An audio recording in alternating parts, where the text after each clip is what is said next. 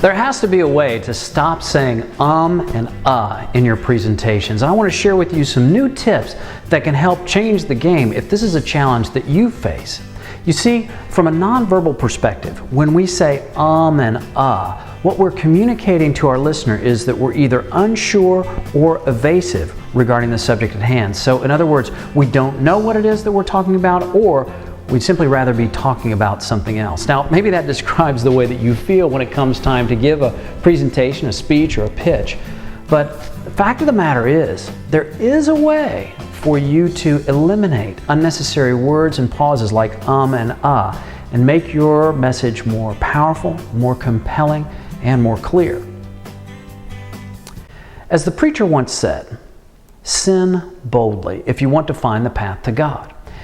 The same message applies if you want to find the path to clear communication.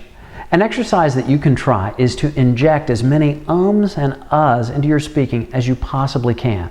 Now, I encourage you to go as boldly as you possibly can with this exercise. If you have kids, sit down with them and try to inject as many ums and uhs as you possibly can into your speaking. Have fun with it. Have fun with it.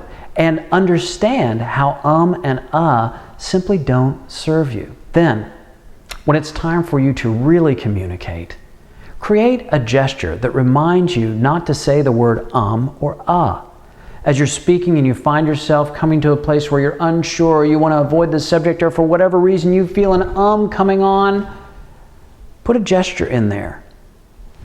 Put a gesture in there.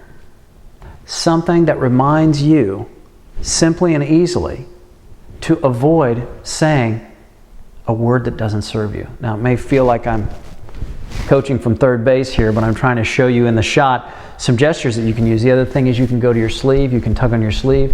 If you're wearing a sport coat, you can tug on that, which I don't know if you can see that, or maybe you heard it on the microphone. But those are some things that you can do, is to use gestures to remind you of what it is that you don't need.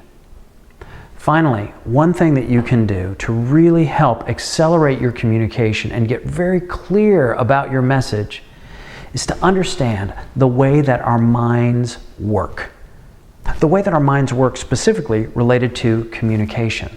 So many speech coaches will tell you that if you want to deliver a great speech, you got to write it out.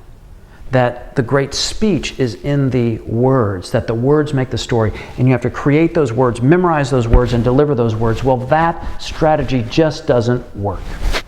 It doesn't work because it's not the way that our minds work. Our minds are not wired to think in words, in other words, the symbols that we use for language. Our minds are wired to think in pictures. Pictures.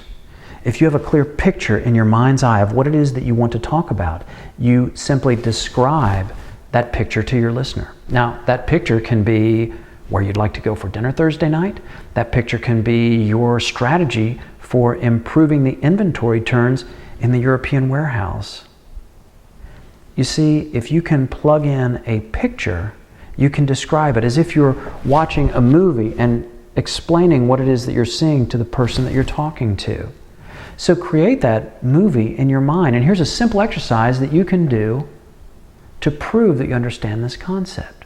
Get a picture from a book of something that's fairly complicated, such as a picture of a town square, or maybe a picture of your family or an extended family. And while you're looking at the picture, describe what it is that you see to your listener. Eliminate and because they're not in the picture.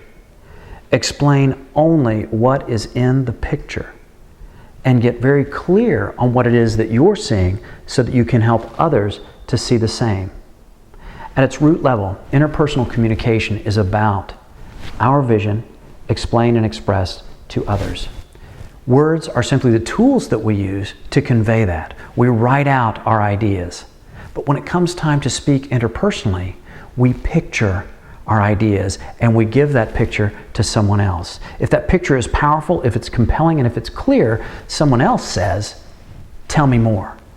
That's the objective in the new elevator pitch, and that's the objective for effective interpersonal communication. So, leave the words behind until you have a clear picture of what it is that you want to say. And If and aren't in the picture, then there's no reason to put them in your communication. Now, is there?